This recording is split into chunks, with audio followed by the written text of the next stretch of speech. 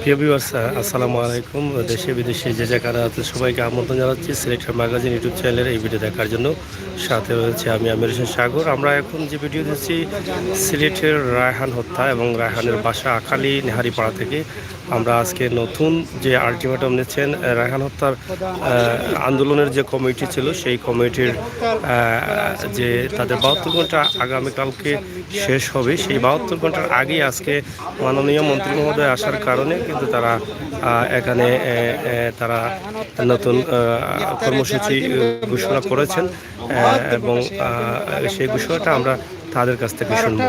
আগামীকাল 12টার সময় পরবর্তীতে তারা এই যে কমিটি এসেছে রায়হান হত্যাকাণ্ডের সাথে যারা জড়িত তাদেরকে গ্রেপ্তারের জন্য এই কমিটির সিদ্ধান্ত আজকে আমরা জানবো যে আগামীকাল 12টার সময় শেষ হওয়ার পরবর্তী কর্মসূচি কী কী কর্মসূচি এইগুলো সম্পর্কে আমরা জানবো। এবং আপনারা জানেন আজ মাননীয় উপরাষ্ট্রমন্ত্রী এসেছিলেন, তিনি বলেছেন যদি আকবর বিদেশে পালিয়ে যায় তাকে দেশে আনা হবে এবং যদি দেশে থাকে বসে তাকে গ্রেপ্তার করা হবে।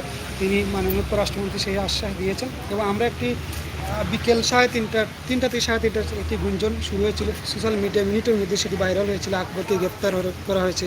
সিলেটের সর্বস্তর অর্থাৎ বাংলাদেশের মানুষের দাবি, সাধারণ মানুষের দাবি, যদি আকবর গ্রেপ্তার করা হয় সবার একটি প্রত্যাশা যে প্রশাসন সে যেন সেটি ঘোষণা করে।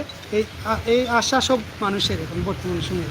এবং যারা গ্রেপ্তার হয়েছে আজকে জানেন যে একজন টিটুচন্দ্র দাস, তাকে 5 দিনের রিমান্ডে নিয়েছে পিবিআই। রিমান্ডে অনেক তথ্য বেরিয়ে আসবে এবং আমরা যেটি শুনেছি বিভিন্ন তথ্য মতে যে আকবরকে হবিগঞ্জ থেকে গ্রেপ্তার করা হয়েছে। যদি এটি সত্যি হয়ে থাকে, আমাদের ধারণা যদি তথ্যগুলো যদি ঠিক হয়ে থাকে, অবশ্যই আগামীকালকে আমরা সেই তথ্যটি পাবো। প্রশাসনে সেটি সর্বস্তরে মানুষের চাওয়া যে প্রশাসন সেই ঘোষণাটা যেন করে।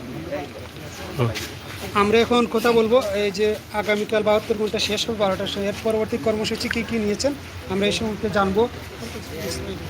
আমরা স্থানীয় কাউন্সিলর মুখলিসুর রহমান কামরান ভাইয়ের কাছ থেকে আমরা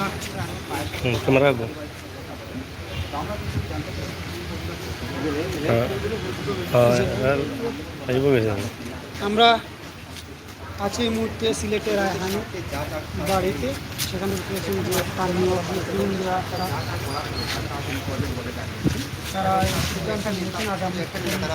হ্যাঁ, এখানে দেখছেন যারা বসে আছেন এই হত্যার আন্দোলনকে সফল করার জন্য যে কমিটি করা হচ্ছে সেই কমিটির সভাপতি এবং সিলেটের সাবেক পিপি মিসবাউদ্দিন সিরাজ আছেন এলাকার নেতৃবৃন্দ। আমরা তাদের কাছ থেকে জানবো যে নতুন কর্মসূচি তারা নিয়েছেন। মাননীয় পররাষ্ট্রমন্ত্রী যে আশ্বাস দিয়েছেন সিলেটবাসীকে, সেই আশ্বাসের উপরেই কিন্তু তারা নির্ভরশীল। আশ্বাস দিয়েছিলেন এটাই যে সিলেটবাসীকে আশ্বাস দিয়েছেন যে বিচার হবে রায়হানের, এতে কোনো সন্দেহ নেই। সেটা নিয়েই কিন্তু তারা বসে আছেন।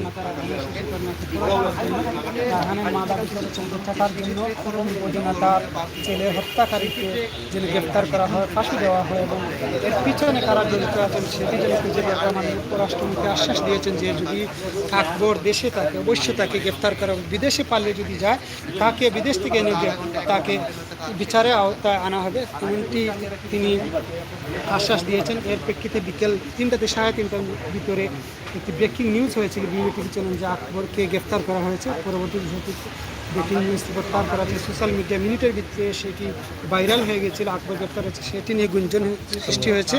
আমরা জানি আমাদের নিজস্ব তথ্য মধ্যে যা আকবরকে হবিগঞ্জ থেকে গ্রেপ্তার করা, যদি গ্রেপ্তার করা হয় তাহলে সিলেট তথা বাংলাদেশের মানুষের একটি দাবি যে আগামীকালকের ভিতরে সেইটা প্রশাসন যেন সেটি ঘোষণা করে আকবরকে যদি গ্রেপ্তার করা হয় তাকে, এটা যদি তাহলে আগামীকাল যেন ঘোষণা করা হয়, সেটি সর্বস্তরের মানুষের দাবি। এখন আমরা কথা বলবো আগামী কর্মসূচি সম্পর্কে স্থানীয় কাউন্সিলর মুখলিসুর রহমান কামরান ভাই সাথে।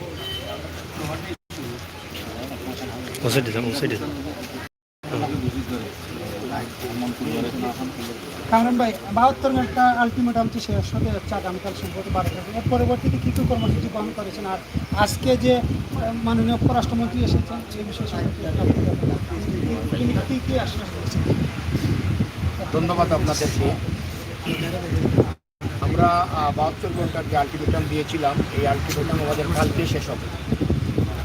আজকে আপনারা সবাই অবগত আছেন এবং সারাদিন আপনারা এই বাড়িতেই ছিলেন। আমাদের মাননীয় পররাষ্ট্রমন্ত্রী মহোদয় এখানে এসেছিলেন। আপনারা ওনাকে প্রশ্ন করেছেন, উনি আপনাদেরকে উত্তর দিয়েছেন, সব বলেছেন। উনি যে কথাটি আমাদেরকে বলেছেন বা আমাদেরকে যে আশ্বস্ত করেছেন, মাননীয় প্রধানমন্ত্রী সহ এই বিষয়টি সবাই অবগত আছেন এবং মাননীয় পররাষ্ট্রমন্ত্রী আমাদেরকে আশ্বস্ত করেছেন, রায়হানের পরিবারকে আশ্বস্ত করেছেন, যতক্ষণ পর্যন্ত সব আসামি ধরা হবে না বা এর ন্যায় বিচার হবে না ততক্ষণ পর্যন্তই সরকার আমাদের সাথে আছে, সরকার আমাদের সাথে থাকবে। পররাষ্ট্রমন্ত্রী নিজে মনিটরিং করছেন এবং পররাষ্ট্রমন্ত্রী বলেছেন সবসময় এই বিষয়টা নিয়ে উনি খোঁজখবর নিচ্ছেন। আমরা মাননীয় পররাষ্ট্রমন্ত্রীকে আমাদের এই এলাকাবাসী, ওয়ার্ডবাসী বা আমরা যে আমাদের বৃহত্তর আখালিয়া বারোয়াংশার সংগ্রাম পরিষদ যেটা করেছি, এই কমিটির পক্ষ থেকে মাননীয় পররাষ্ট্রমন্ত্রীকে ধন্যবাদ জানাচ্ছি, যে মাননীয় প্রধানমন্ত্রীকে ধন্যবাদ জানাচ্ছি যে উনি আজকে শুধু সিলেটে এসেছেন রায়হানের পরিবারকে দেখার জন্য। এর জন্যই আমরা ওনাকে ধন্যবাদ জানাচ্ছি। অন্য কোনো কাজে আসেন নাই, শুধু আজকে এই বাড়িতেই দেখা করার জন্য এসেছিলেন। যাই হোক, আমরা মোটামুটি মাননীয় পররাষ্ট্রমন্ত্রী মহোদয়ের কথায় আশ্বস্ত। আজকে সন্ধ্যার পরে এখানে আইজিপি মহোদয়ও একটি টিম পাঠিয়েছিলেন, ওনারাও এসে তদন্ত করেছেন। আমরা আইজিপি মহোদয়কেও ধন্যবাদ জানাচ্ছি ওনার কার্যক্রমের জন্য। আমরা আগামীকালকে আমাদের কর্মসূচি শেষ হবে। আমরা আগামী বৃহস্পতিবার যে পিবিআই যে তদন্ত করছে, এই তদন্ত কর্মকর্তাদের সাথে আমরা এই সংগ্রাম পরিষদ দেখা করব।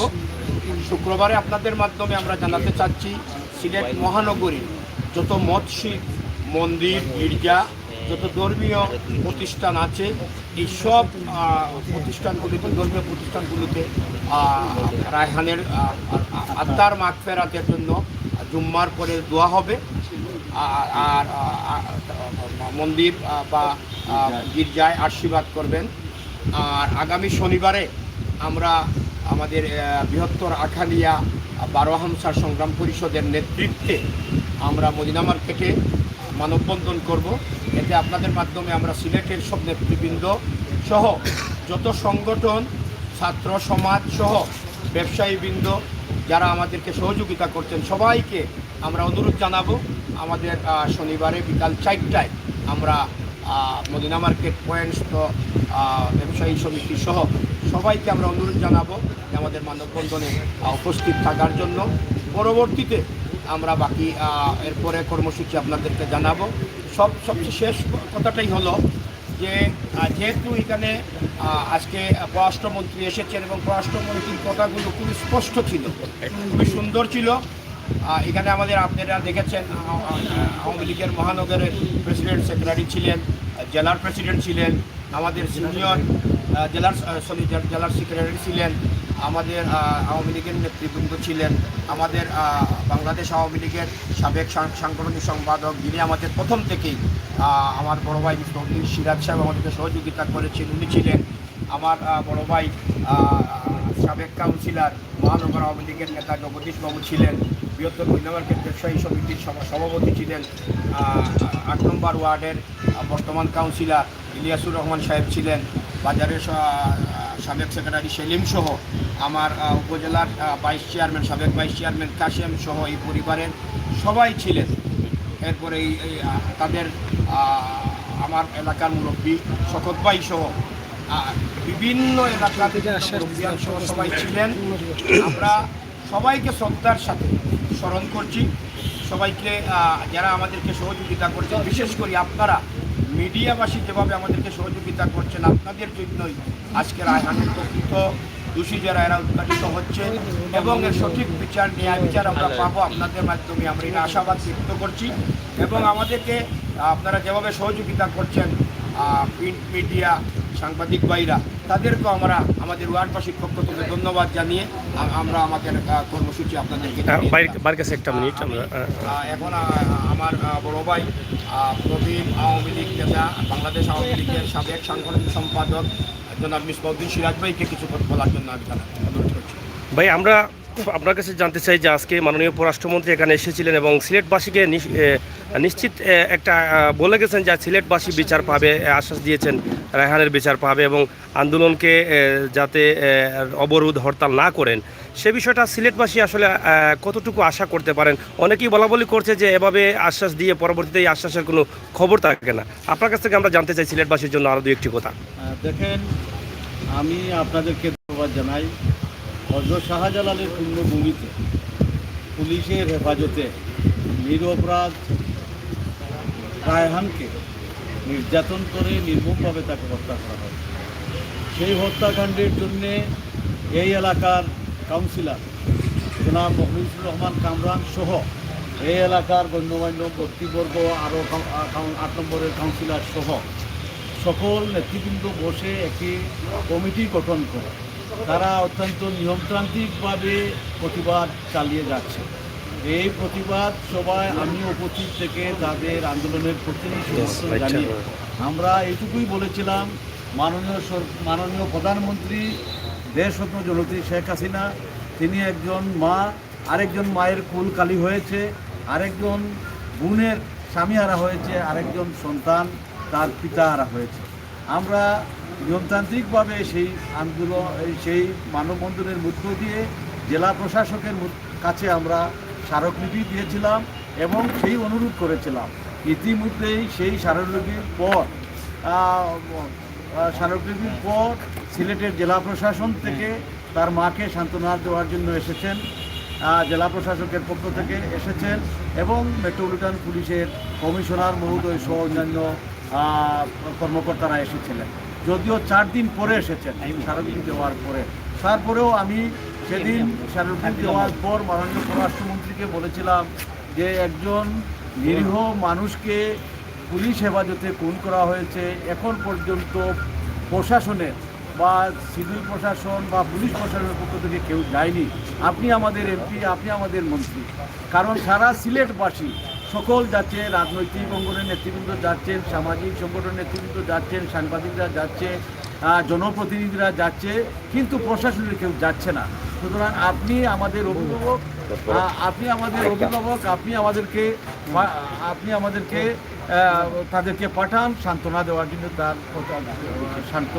তারা এসেছে। এইভাবে আমাদের প্রক্রিয়া শুরু হয়েছে। ইতিমধ্যে আপনারা শুনেছেন 3 জন পুলিশকে 164 করা হয়েছে, তাদের জবানবন্দি রেকর্ড করা হয়েছে। জবানবন্দি রেকর্ডের মধ্য দিয়ে আসামিদের মূল তথ্য বেরিয়ে এসেছে। আজকে একজন আসামিকে গ্রেপ্তার করা হয়েছে এবং তার মা সাংবাদিক সম্মেলনে 72 ঘন্টার আলটিমেটাম দিয়েছিলেন, সেটা আগামীকাল শেষ হবে। সুতরাং অত্যন্ত সুন্দরভাবে, নিয়মতান্ত্রিকভাবে এটা আন্দোলন নয়, প্রতিবাদ হচ্ছে। সেই প্রতিবাদে সাড়া দিয়ে মাননীয় প্রধানমন্ত্রী নির্দেশনা নিয়ে আজকে মাননীয় পররাষ্ট্রমন্ত্রী সিলেটে এসেছেন। তিনি বলেছেন, মাননীয় প্রধানমন্ত্রী এটা ওয়াকিবহাল রয়েছেন, এটার এই হত্যাকাণ্ডের সুষ্ঠু তদন্তের মধ্য দিয়ে সর্বোচ্চ শাস্তি বিধানের নিশ্চিত করা হবে। সুতরাং আমরা অত্যন্ত সন্তুষ্ট হয়েছি। আমরা আমাদের মাননীয় প্রধানমন্ত্রীকে কৃতজ্ঞতা জানাই, ধন্যবাদ জানাই। মাননীয় পররাষ্ট্রমন্ত্রী এসেছেন, তাকেও ধন্যবাদ জানাই। আমরা এখানে এই আন্দোলন কিন্তু সরকার বিরোধী আন্দোলন নয়, এই আন্দোলন কিন্তু কোনো রাজনৈতিক আন্দোলন নয়। এইটা একটা প্রতিবাদ, একটা মানুষের প্রতি ভালোবাসা, আন্তরিকতা। এইভাবে একজন মানুষ খুন হবে আর আমাদের এলাকার মানুষ বসে থাকবে, সিলেটবাসী বসে থাকবে, বাংলার মানুষ বসে থাকবে, সেটা ঠিক নয়। সবাই প্রতিবাদ মুখর হওয়ার কারণে সেটা সম্ভব হয়েছে। আমরা আশা করি সুষ্ঠু তদন্তের মধ্য দিয়ে আসল তথ্য বেরিয়ে আসবে এবং তা আসামিরা গ্রেপ্তার হবে। গ্রেপ্তার হওয়ার পর চার্জশিট হবে। আমরা মামলা নিশ্চিত, আমরা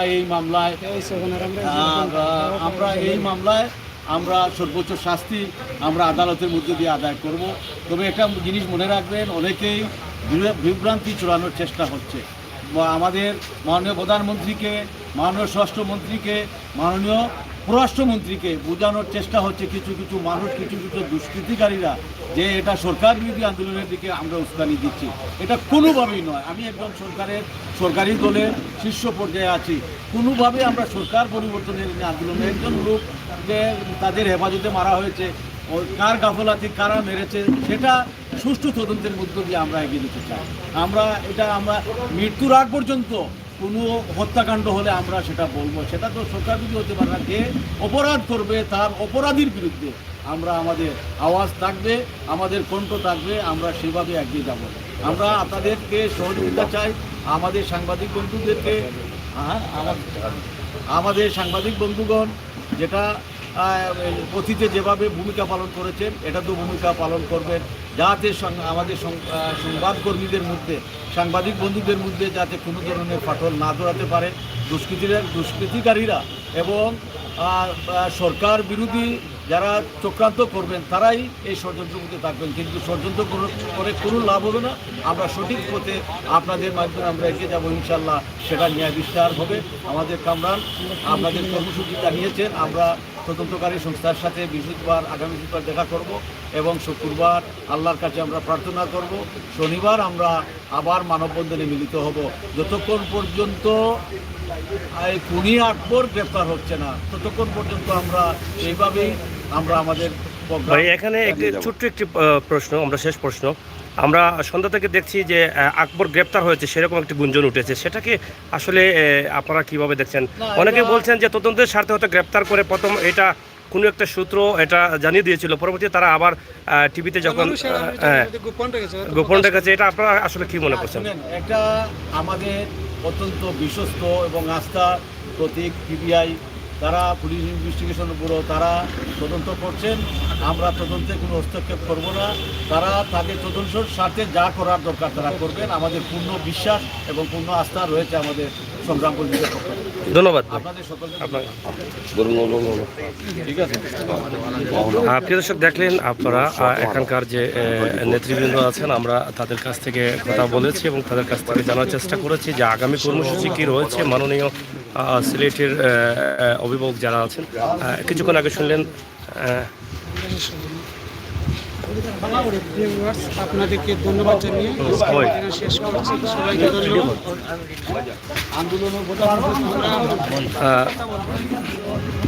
যাই হোক, আপনারা দেখছেন যে শ্বশুর রয়েছেন, তার সাথে আপনারা জানেন যে আমরা এখন রায়হানের শ্বশুরের সাথে আপনারা দেখেন যে যার মেয়ে একদম কম বয়সে বিধবা হয়েছেন এবং একজন নিষ্পাপ মানুষকে নির্মমভাবে হত্যা করা হয়েছে, আমরা সেই মেয়ের বাবা রায়হানের শ্বশুর ওনার সাথে আমরা দু একটি কথা শুনতে চাই। এই আজকে প্রায় 10 দিন যাবৎ এই আপনার জামাইকে নির্মমভাবে হত্যা করা হয়েছে। এই মুহূর্তে আজকে যে মাননীয় পররাষ্ট্রমন্ত্রী আসলেন, আপনাদেরকে আশ্বাস দিয়ে গেলেন, এটা আপনারা আসলে কিভাবে দেখছেন? কতটুকু আশাবাদী যে মাননীয় পররাষ্ট্রমন্ত্রী যে আশ্বাস দিয়েছেন সেটা সফল হবে? এবং ইতিমধ্যে আকবর গ্রেপ্তারও আমরা শুনেছি, এই বিষয়গুলো যদি একটু আমাদেরকে বলেন। আমি আসলে থাকলেও আমি এই মেয়েটাকে আমি নিজেই ব্যবসা দিচ্ছি। আমি মসজিদে আছি প্রায় 15 বছর যাবৎ এই মহল্লা। তো রায়হানকে আমি অনেক জানছি, অনেক দেখছি যে ছেলেটা খুব ভালো, নম্রভদ্র, তার আন্দোলন, আচার ব্যবহার খুবই ভালো। এই জন্য ভালো দেখছি, তাই আমার মেয়েটাকে আশা করি বা ওই যদি ব্যবস্থা দেওয়ার পর থেকেও দেখতেছি ভালো সব কিছু ভালো। তো হঠাৎ করে কী জানি কী হইল, তাকে পুলিশ বাড়িতে নির্মমভাবে অত্যাচার করে তাকে হত্যা করা হইল। এতে আসলে আমরা খুবই মর্মাহত এবং বাকি কী বলবো বলার আসলে বাসায় নেই। যাই হোক, এই পর্যন্ত যতটুকু কাজ আগাইতেছে আমরা দেখতেছি, সিবিআই কাছে দেখতে, সিবিআই থেকে তদন্ত চলছে। আমরাও এটা চাই যে বা যারা এই হত্যার সাথে জড়িত করছে বা হত্যার সাথে জড়িত তাদের দৃষ্টান্তমূলক শাস্তি হোক, যাতে শান্তি পায় এবং তার সে যখন বড় হবে তখন তার ভিতরে একটা বেদনা থাকবে যে হায় আমার বাবাকে এই পুলিশের সদস্য আমাকে মারছে, আমি একটা কাকে বাবা বলে কাকে। যদি তার বিচারটা হয় তো তার মনের একটা শান্তি পাবে, সে যখন বড় হবে শান্তি পাবে যে আমার বাবাকে যারা হত্যা করছে নির্মমভাবে তাদের শাস্তি হয়েছে, তখন মোটামুটি তার একটা সান্ত্বনা পাবে। এই জন্য আমরা এবং তার মা সহ আমরা সবাই এটা একটা সান্ত্বনা পাবো।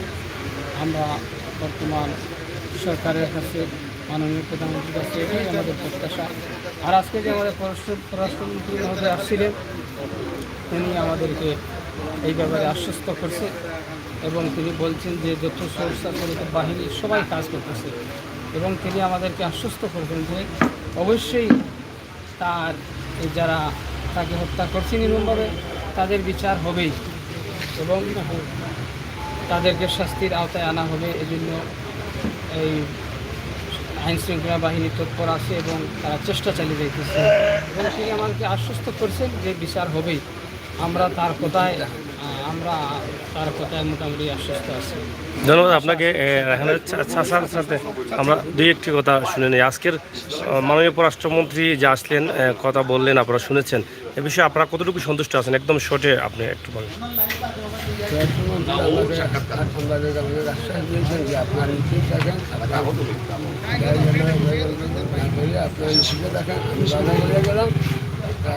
আসামি আমরা আমরা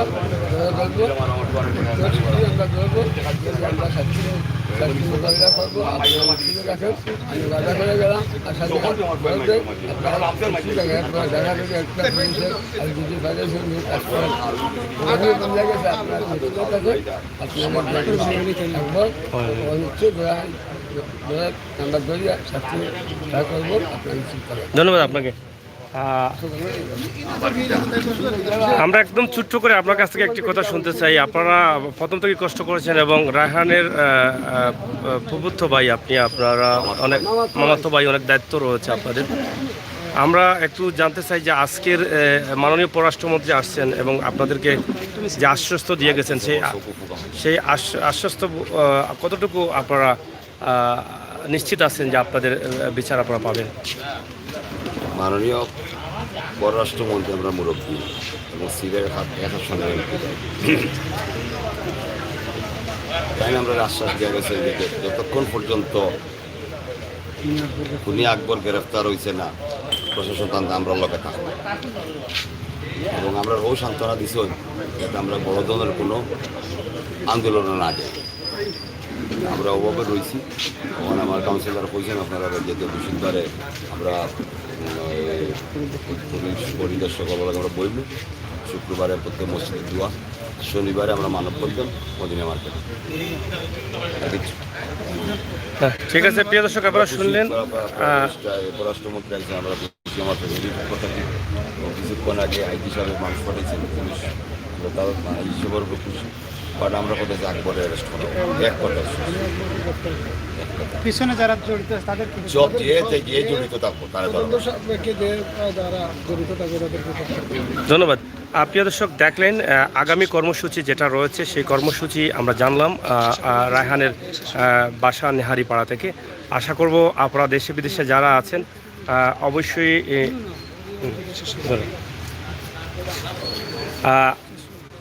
আপনারা শুনলেন যে আমরা রায়হানের বাসা নেহারিপাড়া আখালি থেকে আমরা যে ভিডিওটি আমরা আপনাদের সামনে উপস্থাপন করেছি। এখানকার যারা রায়হান হত্যার দাবি যেটা এই কর্মসূচি দিবেন সেই কমিটি করেছিলেন, সেই কমিটির নেতৃবৃন্দ সহ এলাকার নেতৃবৃন্দদের নিয়েই কিন্তু তারা আজকে এখানে মানববন্ধন এখানে বৈঠকে বসেছিলেন এবং আগামীকাল 12টার সময় কিন্তু সেই 72 ঘন্টা আলটিমেটাম তাদের শেষ হয়ে যাচ্ছে। কিন্তু সেই পররাষ্ট্রমন্ত্রী আসার কারণে তাদের কর্মসূচিকেই তারা একটু পিছিয়ে নিয়েছেন এবং পররাষ্ট্রমন্ত্রীর যে কথাগুলো সেটা তারা অনেকটা আনন্দিত এবং অনেকটা খুশি এবং বিশ্বাস রাখছেন যে মাননীয় পররাষ্ট্রমন্ত্রীর যে কথা দিয়েছেন তিনি সেই কথা রাখবেন এবং সিলেটবাসী দেখতে পারবে রায়হানের হত্যার বিচার সিলেটই হবে।